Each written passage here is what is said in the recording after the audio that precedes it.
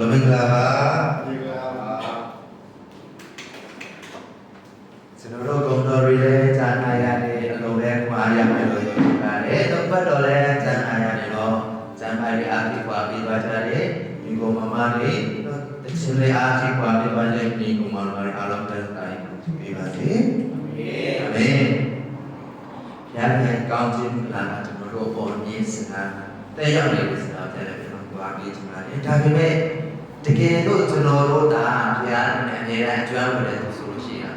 အဲ့ဒီသူကဘုရားရဲ့ကောင်းခြင်းတဲ့ရောက်တဲ့ဆိုတာသိမှာတကယ်လို့ဘုရားနဲ့ကြွမ်းဝင်တဲ့သူကတော့ဘုရားရဲ့ကောင်းခြင်းကဘာမှမသိဘူးဖြစ်နေတယ်နော်ဒါကြောင့်တေတံလေးဘုရားရဲ့ကောင်းခြင်းကိုသိချင်တယ်ခံစားချင်တယ်ဆိုလို့ရှိရင်ဘာလို့ရမလဲဘုရားနဲ့ကြွမ်းဝင်တဲ့ဘုရားအာမင်လောက်ဆောင်ခြင်းတလားရှိပါတယ်အခါလောက်ဆောင်တော့လောက်ဆောင်ခြင်းတယ်အခါလောက်ဆောင်အာမင်ဒီခေတ်ကတော့ဘတ်တော်ပါလေစိတ်ချမှုရှိရလားစိတ်ချရှိနော်တင်းရဘွားမှာစိတ်ချမှုရှိဖို့လိုတယ်ဘယ်သူမှဘယ်သူကိုစိတ်ချမှုပြုရမလဲဘယ်သူစီမှာစိတ်ချမှုထားရမလဲဟမ်အကျွေးရှင်စီမှာလားဒါမှမဟုတ်လောကအလုပ်ရုံထဲမှာလားဒါမှမဟုတ်အဖေဖေစီမှာလားဒါမှမဟုတ်ချစ်သူရေးစားစီမှာလားနော်ကျွန်တော်တို့ကဘုရားခင်ရွေးဝယ်ထားတဲ့သူအသွေးတော်နဲ့ရွေးဝယ်ထားတဲ့သူဖြစ်တဲ့အတွက်ကြောင့်ကျွန်တော်တို့ဘဝကိုဘုရားခင်ကစိတ်ချမှုထားဖို့လိုရတယ်အမေအဲဒါကိုတရားပါဘယ်တော့မှရတဲ့ပုဂ္ဂိုလ်အမေတင်းရဘဝမှာတော့မရတဲ့ပုဂ္ဂိုလ်ပြောရင်ကိုယ်တည်းကျုပ်လို့ဆိုတယ်တင်းရဘဝမှာတရားလည်းမဟုတ်ဘူးတရားခဲလားတရားခဲလားဟုတ်လားအပေါ်မရှိတဲ့သူကတော့တရားပဲပေါ့နော်ကျွန်တော်တို့ကတရားပဲပေါ့ကျွန်တော်တို့နဲ့လူနေနေရှိတဲ့သူလည်းတရားပါလားဖျားရှိတယ်အာမင်ဒါကြောင့်မို့တရားဘွားကဘယ်တော့မှတရားတည်းမဟုတ်ဘူးဆိုတာကိုကိုပြန်လဲစမ်းသပ်ပြီးမှကြွားရပါနော်โอเค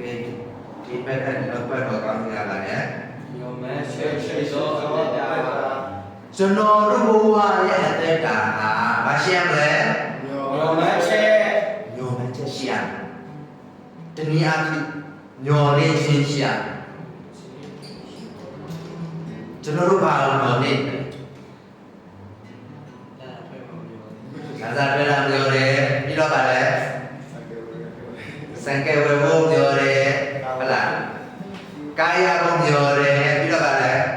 ဗချတယဘုံပြောတယ်ဗရှိတိလဲ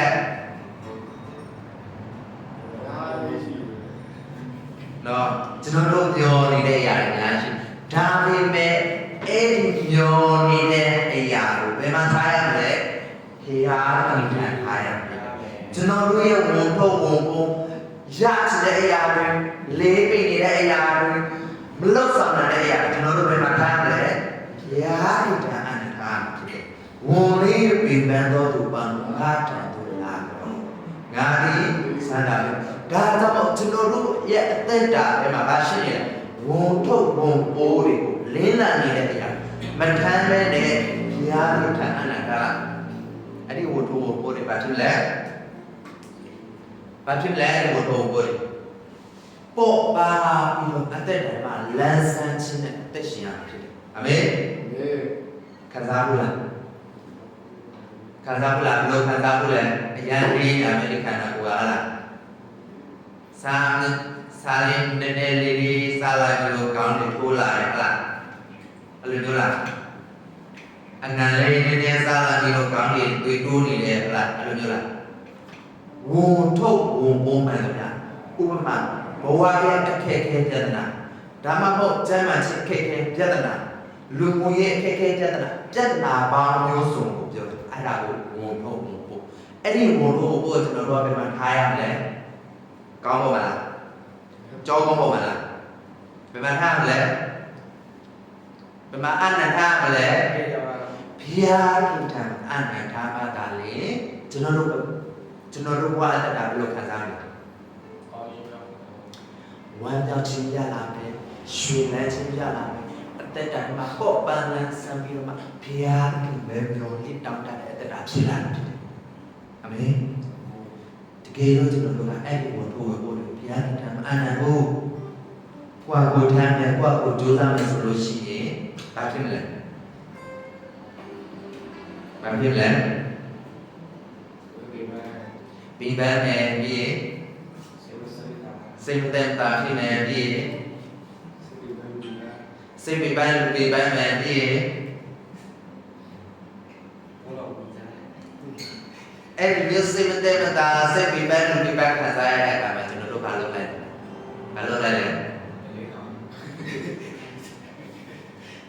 နော်ပလေးတွေထောင်လာမယ်ပေါင်းသေးတွေစီလိုက်သွားမယ်ဟုတ်လားဂိမ်းတွေစောမယ်ဟုတ်လားတဏှာတွေပြီးမယ်ပေါင်းထဲမှာဟုတ်လား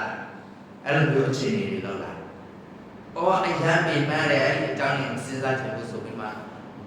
တချို့တော့အဲ့ဒီအပေးတွေမရောက်စေလို့တချို့တော့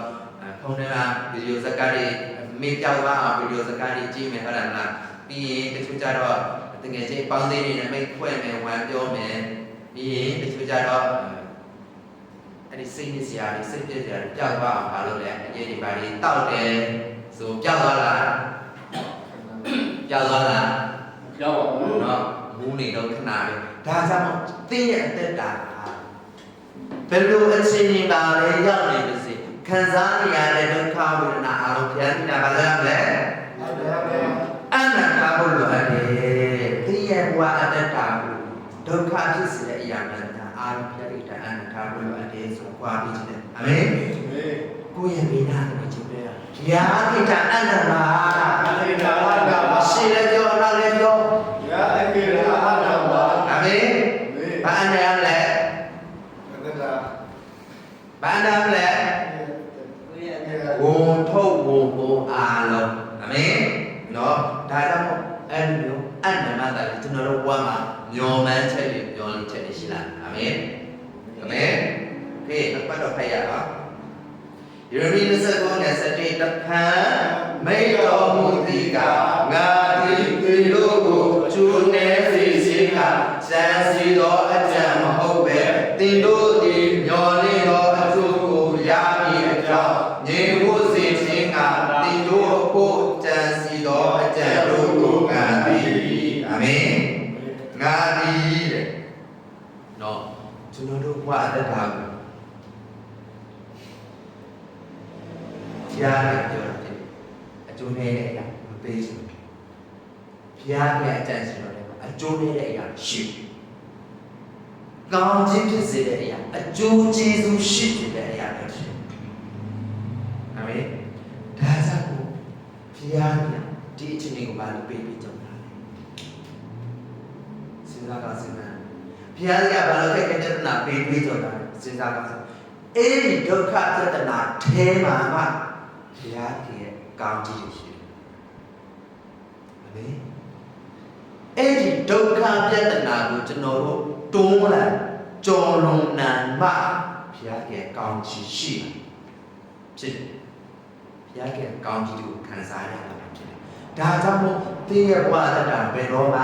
ခက်ခဲတဲ့ပြဿနာချမ်းသာရှင်းတိုင်းရတဲ့ဆိုပြီးမှတွေးစိတ်ကိုပြီးမှအားငယ်ဖို့ဘုရားရဲ့အကျင့်စီတွေမှာတင်ရှိနေတယ်ဆိုတော့ပြောရအောင်ဘုရားရဲ့အကျင့်စီတော်တွေမှာရှိတယ်အာမင်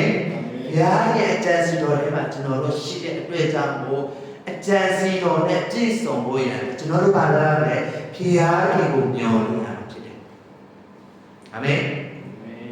တကယ်လို့ကျွန်တော်တို့ကဘုရားကိုညွှန်နေပဲနဲ့အဲ့ဒီအကျင့်စီတော်တွေမှာပဲဝဲတယ်ပြီးတော့မှခက်ခဲတဲ့တဏှာကိုကိုယ့်အကူကြော်လုံးနဲ့ကိုယ့်အကူကြိုးစားနေဆိုလို့ရှိရင်ဘယ်တော့မှမအောင်ဘူး။မင်းဒါကြောင့်မို့တင်းရဲ့ဘဝမှာခက်ခဲတဲ့တဏှာကြုံရတဲ့အခါအောင်မြင်တဲ့အဖြစ်ကိုဘုရားကပြင်ဆင်ပေးနိုင်တယ်ဆိုလို့ကြောင့်မျောလင်းချင်းထားလို့ရတယ်ဖြစ်။ဘယ်တော့မှစိတ်ကြီးစရာပြအောင်ဘုရားကြည့်နေတရားကြည့်မလုပ်နဲ့စိတ်ကြီးစရာပြောင်းအောင်တကယ်ချင်းနဲ့ဝမ်းခွဲရှောက်လဲမလုပ်နဲ့စိတ်ကြီးစရာပြောင်းအောင်ပလင်းထောင်မလုပ်နဲ့ဘ ရားကြီးထံမှာလည်းအနန္တလို့ရတာဖြစ်တယ်အာမင်အဲ့လိုဘာသာလေးဘာဖြစ်လဲကြံစီရအောင်နေချင်းခွင့်ရမယ်နေတဲ့ချင်းဝမ်းမြောက်ခြင်းခွင့်ရမယ်ဆိုတာကိုပြောထားတယ်ဖြစ်တယ်ဒါကြောင့်ကျွန်တော်တို့ဘဝမှာဘုရားကိစ္စနဲ့မျောနေချင်းထားလို့ပါတယ်ဖြစ်တယ်ဆိုတော့ကြောင့်ပါပြီးတဲ့အာမင်ဘုရားကိစ္စကိုမျောနေချင်းထားတဲ့လူတရားရှိတယ်နောက်ပတ်တော့ဒီမှာအဲ့ဒီသူကအာရမဖြစ်တယ်ဘုရားကြီးခေါ်တဲ့အခါမှာသူဘာမှမသိဘာမှမလုပ်နိုင်အတဲ့ကြည့်အဲ့ဒါကိုဘုရားခင်ထံညောနေချင်းထားပြီးတော့မှညောနေချက်ထားညောမှန်းချက်ထားပြီးတော့မှဘုရားခင်နောက်ကိုလိုက်တယ်ဖြစ်တယ်ဘုရားခင်နောက်ကိုအဆုံးတန်အောင်လိုက်တဲ့အခါမှာသူရဲ့ဘဝမှာမမျောမှန်းထားတဲ့ကောင်းကြီးမမျောနေထားတဲ့ကောင်းကြီးခံစားရတာတွေ့ရတယ်အာမင်ယောဂခိုင်ခြင်းလေး message ကိုပါဖိုင်အောင်တေမျိုးတွေဒီထိုတို့ဖြစ်တဲ့အမိဟုသောဗျာဒိတော်အတိုင်းမိမိဒီလူမျိုးအများတို့၏အဘဖြစ်မည်ဟုညော်ရင်းစရာအကြောင်းရှိပေတဲ့ယုံကြည်၍ညော်ရင်းပေ၏ဘယ်သူလဲဘယ်သူလဲယောဂဘယ်ယောဂတော့အာဗြဟံခုနပြောတဲ့အာဗြဟံလူမျိုးဖြစ်စေမယ်လူမျိုးရဲ့အဘဖြစ်မယ်လို့ပြောတဲ့အတွက်ကြောင့်ဘုရားကသူ့ဂတိတော်ထားပေးတာဖြစ်တယ်။သမုတ်တရားဘယ်လုံးထက်ကကောင်းကင်ကျယ်ကလူမျိုးကြီးရဲ့အဘဖြစ်စေမယ်ဆိုတော့သူ့ဂတိပေးထားတဲ့အတွက်ကြောင့်သူကညောလို့ဖြစ်တယ်။ညောလေးချက်ထားတယ်။ညောလေးဒီမှာစောင့်ထားတယ်အဆုံးကြတော့ခံစားရအောင်လားအကောင်းကြီးအာဗြဟံတစ်စိဣဇက်တစ်စိယာကောတစ်စိမှာဣသလစံမျိုးလူတရားနေစားပြီးတော့အဲ့ဒီလူကယုံကြည်ခြင်းတွေညော်လင့်ခြင်းတွေညော်မှန်းချက်တွေထားရှိတဲ့အဲ့ဒီဟာပေါ်မှာဘုရားကြီးကတိတော်တည်နေစီတာဖြစ်တယ်အာမင်ဒါကြောင့်တင်းရကွာဂတိတော်နဲ့ဉာဏ်ဉာဏ်စေလို့လည်းညော်မှန်းချက်တွေညော်ရင်းချက်တွေထားလို့ရတယ်ဖြစ်တယ်အာမင်ဘုရားကိတ္တနာညော်ရင်းခြင်းတွေညော်မှန်းခြင်းတွေထားလို့ရတယ်ဖြစ်နောက်တစ်ဘုရားကိတ္တနာညော်ရင်းချက်ထားလို့ရှိတယ်သူဖြစ်နိုင်လဲဒီတဲ့လူရှိလားမရှိဘူးလားမရှိဘူးလားမသိဘူးလားသိလားနော်โอเคဒီပါဖတ်ရအောင်မိရှာခန်းကြီး40မိနစ်30ထာဝရဘုရားကိုမျှော်လင့်သောလူကအာတိရလိမ့်မည်ရွှေလေးတာပဲကိုမိတို့အတောင်ကိုအသိပြုတင်ကြလိမ့်မည်သိတော်လည်းပြီပါဤသွားတော့ပါမမောရကြအာမင်ထာဝရဘုရားပါလဲညော်လေးတဲ့သူတွေကဘယ်တော့မှပြေးပဲခြင်းဘယ်တော့မှနွားနေခြင်းမကြုံဘုရားရဲ့မျက်မှောက်တော်ထဲမှာကျွန်တော်တို့တိုးပြီးလို့ရှိရင်ကျွန်တော်တို့လို့ဆောင်တဲ့အရာမှန်ပယ်လုံးညီဖို့တူဖြစ်တယ်ပြေးပဲခြင်းမကြုံတာဒုက္ခဆင်းရဲခြင်းမကြုံတာအာမင်ဒါကြောင့်မို့ဘုရားသခင်ထံမှာညော်လင့်ခြင်းထားတဲ့သူတွေကအာမင်ပြီးတော့မှရွှေလေးတာကဲတို့ရွှေလေးတာသိလားရွှေလေးတာသိလားသိပါတယ်သူကဘယ်လိုအချင်းတွေပြောလဲသူကပုံကောင်းတွေပဲစားတယ်ဒီကြောက်ကဟောကတာနော်ငဲဆိုတဲ့အမျိုးကအလို့လုပ်ရလားလုပ်ရအဲ့ဒါကြောင့်ငဲတွေကဘယ်တော့မှပြပမလုပ်ရဘူးဆိုတဲ့အကြောင်းကိုခံနိုင်တာဒါကြောင့်မို့ကျွန်တော်တို့ကမျက်မှောက်တော်ထဲမှာနေလို့ရှိရင်အဲ့လိုမျိုးပုံစံမျိုးပဲငဲတယ်လို့ပဲလောက်ရတယ်လည်းမပြေပန်းဘူးအချင်းဖြစ်တယ်စားထားရတယ်ဘာလို့စားနေစားထားဟုတ်တယ်မလားသူတို့ကတို့ပြန်ပြီးတော့မှရောက်တဲ့နေရာမှာအသီးတွေစားနိုင်တယ်ဟုတ်တယ်မလားရောက်တဲ့နေရာမှာတွေ့တဲ့အရာနော်စားတော့ဆိုလဲစားနိုင်တဲ့အချင်း ဘာဘယ်တော့မှပေပေပပတော့ဆရာသူတို့တဲ့တာဒါကြောင့်အဲ့ဒီငှက်ကဲတို့ဗါလဲအတောင်ကိုဖြတ်ပြီးတော့အသိပြုပြင်နိုင်နေတယ်ပြေးရတဲ့အခါမှာလည်းဘာဖြစ်လဲပြင်ပြရအောင်ခရီးသွားတဲ့အခါမှာလည်းမောဘတ်ချင်မတွေ့ရဘူးဆိုတာနောက်ပတ်တော့ပြောတယ်တွေ့ကြဖို့ကျွန်တော်တို့ဘဝအတ္တတာကိုလည်းဘုရားခိဌာနညော်လိတော်သူဖြစ်ဖို့လုပ်တယ်ဖြစ်တယ်ပြောရဘုရားခိဌာနညော်လိတော်သူဖြစ်ပါ ဘုရားလည်းညော်လိတော်သူဖြစ်ပါ အာမင်ညော်လိတော်သူဖြစ်ရလားသိကြလားသိကြလားနော်ညော်လိခြင်းမှန်ကန်ဖို့လိုအပ်တယ်ညော်မှန်းချက်မှန်ကန်ဖို့လိုအပ်တယ်ဖြစ်တယ်အာမင်ကျွန်တော်တို့ဘဝမှာတကယ်လို့ကျွန်တော်တို့ညော်လိချက်တွေမားသွားလို့ရှိရင်ညော်မှန်းချက်တွေမားသွားလို့ရှိရင်ကျွန်တော်တို့လှုပ်ဆောင်နေတဲ့အရာမှန်တရားဟာတဲထဲမှာရင်တူလိုက်လို့ပဲဖြစ်သွားနိုင်တယ်။တဲထဲရင်တူတဲ့အတိတ်ပဲဒီလား။အဲ့ဒီတဲပုံထဲမှာကျွန်တော်တို့ရင်တူလိုက်လို့ရှိရင်ရေကပဲပြသွားလဲ။နော်။အဲ့ဒီတဲပုံကြီးထဲမှာကျွန်တော်တို့ရင်တူလိုက်လို့ရှိရင်အဲ့ဒီရေကအပေါ်မှာပဲနေမလား။ဟုတ်လား။တွေ့ရလား။ရေရှိရမလား။မရှိတော့ဘူး။အဲ့ဒီရေကိုအဲ့ဒီတဲတွေကစုပ်ယူသွားတာဖြစ်တယ်။အဲ့ဒီတဲထဲရင်တူလို့ကျွန်တော်တို့လှုပ်ဆောင်နေတဲ့အရာမှန်တရားဖြစ်သွားတဲ့အချိန်ဒီမှာညော်မှန်းချက်ထားတဲ့အရာမှန်ကန်ဖို့လိုအပ်တယ်။ညော်လင်းချင်းထားတဲ့အရာမှန်ကန်ဖို့လိုအပ်တယ်ဖြစ်တယ်။အာမင်။မိတ်ဆွေတင်းညော်လင်းချင်းကိုမှန်ကန်အောင်ထားပါပြောရအောင်။မိတ်ဆွေတင်းညော်ချင်းကိုမှန်ကန်အောင်ထားပါ။တကယ်ချင်းညော်လင်းချင်းမှန်ကန်အောင်ထားပါ။အာမင်။ကျွန်တော်တို့ဘယ်မှာသွားထားတယ်ညော်လင်းချင်းလောကမှာပဲထားလားကျင့်သူရေးစားခြင်းမှာနောက်နေ့ကြားလို့ရှိရင်မြန်မာပြည်ပြန်မယ်မင်္ဂလာဆောင်မယ်လားညော်လေးချင်းထားတယ်လားသူများရဲ့အသေးချီကုန်ကြီးကလေးတွေရတော့ငါတို့မင်္ဂလာဆောင်ရတယ်လားအဲ့လိုလားဟမ်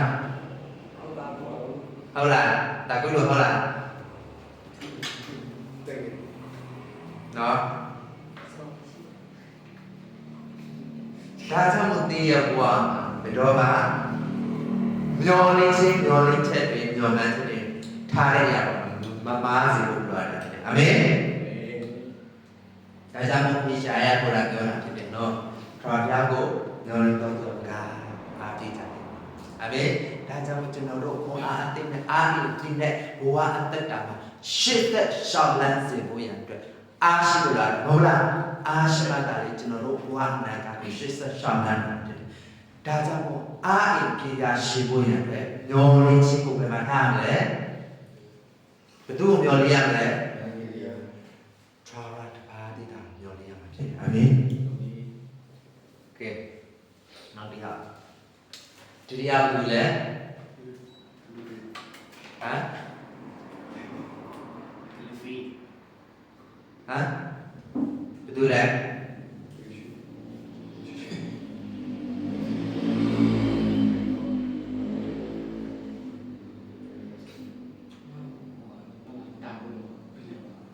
ဖိလိပ္ပိခန်းကြီးလေးနဲ့ဆက်တော်မူပါဖရာအောင်တင်တော်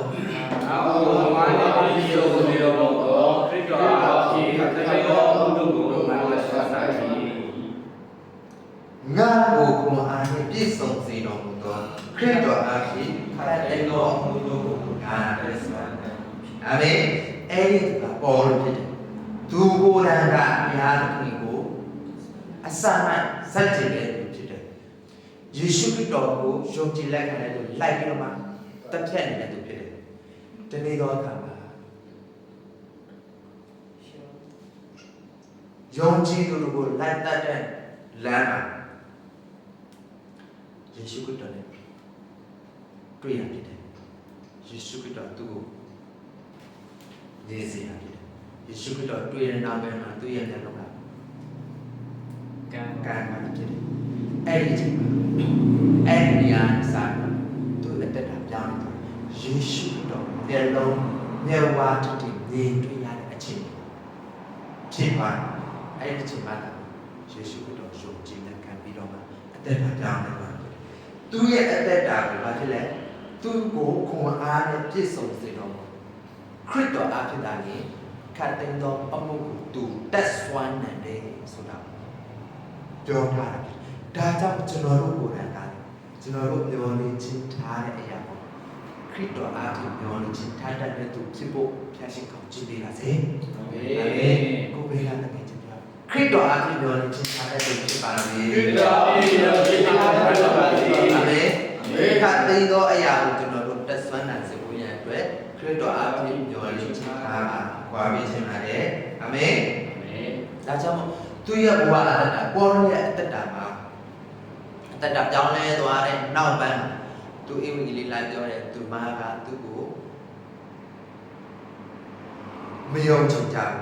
ဟုတ်တယ်မလားအစာကသူလိုက်ပြီးတော့မှငြင်းဆဲတဲ့တက်ဖက်တဲ့သူလေဟုတ်တယ်မလားသူက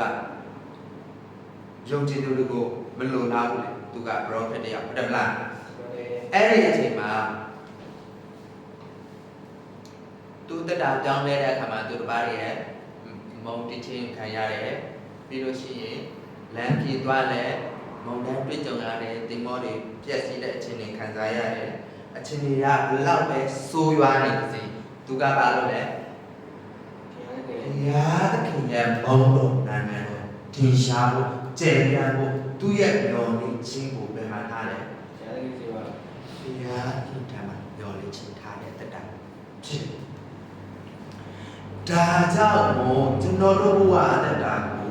မျောလင်းခြင်းနဲ့ပြည့်စုံဖို့မျောလင်းခြင်းနဲ့ပြည့်စုံဖို့ရတဲ့မျောလင်းခြင်းနဲ့အရှင်ကိုကျွန်တော်တို့ရှာဖွေဖို့ရတာဖြစ်တယ်။ယေရှုတော်အပြင်ကျွန်တော်တို့တက်ဆွမ်းနေတဲ့သူဖြစ်ဖို့ဆိုလို့ရှိရင်ဘုရားရဲ့နဲ့မျောလင်းခြင်းထား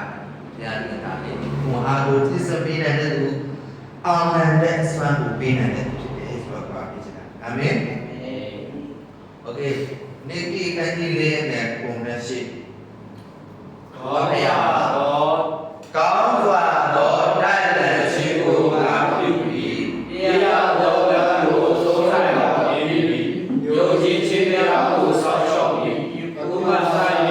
ဘာတလူငါကိုထားရရှိသည်ထိုတည်းရဲ့တရားဖြစ်စီတော်သူဒီတော်တရားသည်ထိုတရကူ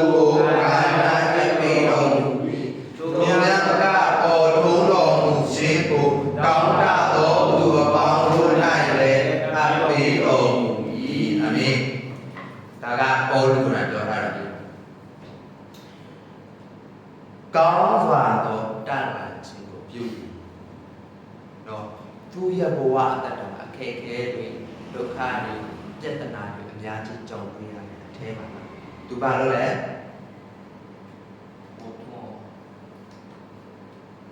တွန်းလာတယ်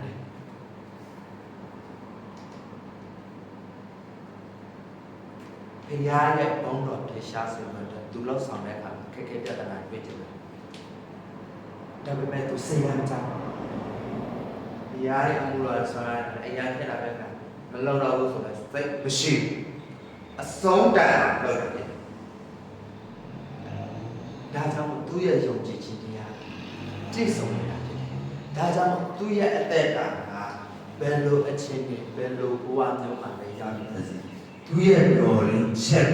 ဘုရားခင်နာထားပြီးမှအဆုံးတန်အောင်ပြည့်နေတဲ့အရာကိုတွေ့ရတယ်။ဒါကြောင့်မို့သူဘယ်လိုအခြေအနေမှာပဲဖြစ်နေပါစေဘုရားခင်တောင်းတပြီးတော့မှဘုရားခင်ဘုံတော်ထင်ရှားပြီးတော့သူလှဆောင်နေတဲ့အမှန်တရားသူလှဆောင်တဲ့သူတို့ဘာတွေဘုရားခင်ရဲ့အကြောင်းကိုသိရှိလာအောင်သူသင်္ဘောတရားကာရဏဒေသနာနဲ့တွားပြီးမှနောက်ဘက်တော့ဣဝိနေတာဟောကြားပြောကြားတဲ့အခါမှာခုစတဲ့သူရဲ့နှုတ်ပတ်မှာကျွန်တော်အရှင်းဖြစ်တယ်။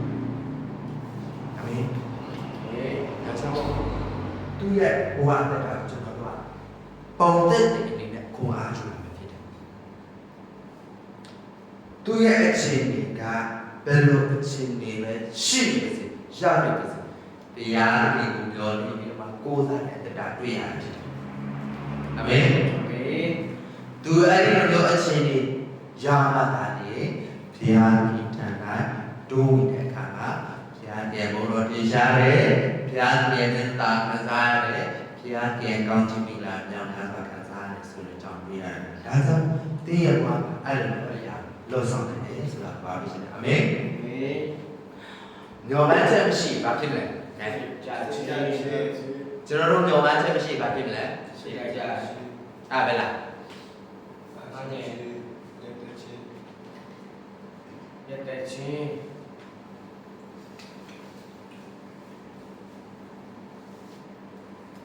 ဒီအချက်တောင်းချက်အပြင်ဘာတွေခံစားရလဲညော်မှန်းချက်မရှိဘူး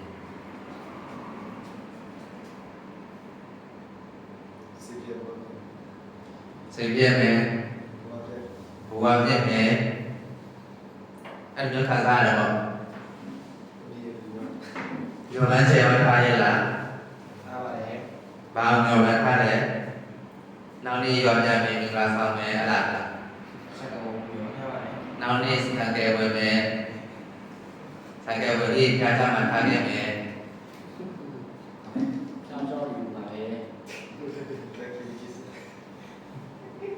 စံကဲစီမဲ့ဒီကနာတီဒီဆက်ပြောနေပြီ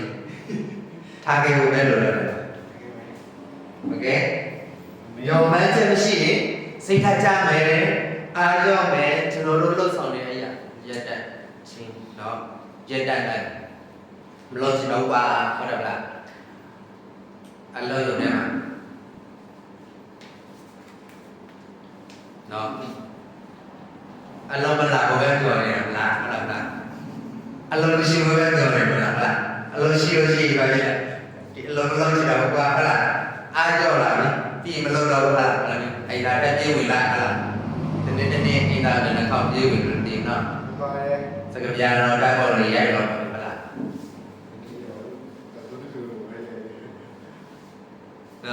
လန်ဒရူမှာဘယ်နဲ့ခေါက်ရောက်လဲတိုက်ပေါ်လေနော်အဲ့ဒီမျိုးပြောမှချက်မရှိတဲ့အတ္တတာဘယ်တော့မှကောင်းစားခြင်းခံစားနော်ညော်မှန်းချက်ထားပါပြောရညော်မှန်းချက်ထားပါကျွန်တော်တို့ကညော်မှန်းထားရမယ်တကယ်လို့ကကျွန်တော်တို့ကကြားတယ်ဘုံတော်ကိုထင်ရှားနေလို့ရှိမကောင်းဘူးလားကောင်းလားကောင်းတယ်ဆိုလို့ရှိရင်ညော်မှန်းချက်တာနောက်ပိုင်းကျတော့ချိန်ကတကယ်တည်းခေါ်လာနော်ကျွန်တော်တို့ညော်မှန်းချက်ထားမှတာလေကျွန်တော်တို့လောက်ဆောင်တာမဟုတ်လားအဲဆိုမှညော်မှန်းချက်ထားဆိုလို့ရှိရင်ဒီပါတော့ကြီးရတော့ဟုတ်လားအခုကလေးကစားတော့ညော်မှန်းချက်ထားတပတ်ကိုတရားနော်ဒီရောက်ပဲဟုတ်ပဲနဲ့နောက်တယောက်ခေါ်ပြီးမှရောက်လာလို့ရှိရင်သူတို့လည်း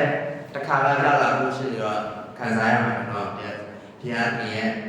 နောက်ဘက်တော်တွေညာနေအကြောင်းစုံစမ်းတော့သူတို့ခံစားရတယ်ကျွန်တော်တို့အဲ့လိုမျိုးလုပ်ပါတာလေဗါလဲညော်မှန်းချက်ရှိတာဖြစ်တယ်အာမင်โอเคညော်မှန်းချက်ရှိတဲ့သူကလည်းကလပ်ပြီးတော့အနာဂတ်လမ်းကြီးကိုရှောက်လန်းနိုင်တယ်ပြီးတော့စိတ်အားတယ်အရာဝမြောက်တာပဲဒီနေ့အလုံးတော့ရအဝမ်းအရမ်းပြောတာပဲပစ္စည်းအများကြီးရှိတယ်မလားပစ္စည်းအလည်းလည်းလောက်ရတယ်အရာဝမ်းမြောက်တာပဲဟလားပြီးရင်ရာအခင်ကိုယုံကြည်နိုင်တယ်ဖြစ်တယ်နော်ဟုတ်တယ်လားဘုရားဒီနာမည်တော်လေးထားလို့ဆိုရင်ညော်မှန်းချက်ထားလို့ဆိုရင်ဘုရားသခင်ညော်ခြင်းနာဆူလန်ထားကြံ့တာတယ်ဗျာမိသားစုပဲဟလားဘယ်မှာတော့ဖက်လိုက်ပြီးတော့ဒါ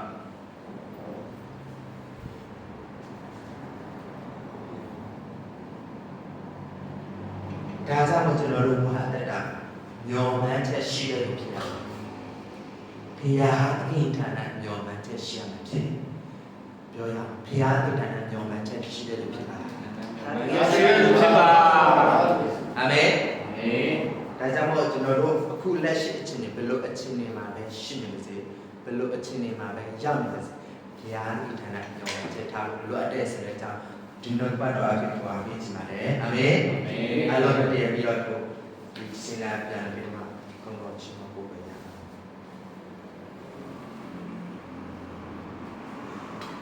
ါ